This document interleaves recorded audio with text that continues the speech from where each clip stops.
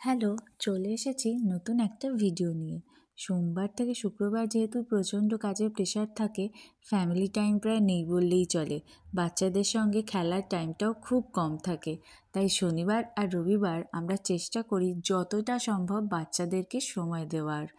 আমাদের কিছু family friend আছে এখানে, প্ল্যান করে আমরা তাদের সঙ্গেও বেরিয়ে পড়ি। এই শনিবার আমরা প্ল্যান করে একটা ফ্লাই মার্কেটে বেরিয়ে পড়েছি। এখানে অনেক সময় খাওয়া দাওয়া, বিক্রি বাটা সব কিছু হয়।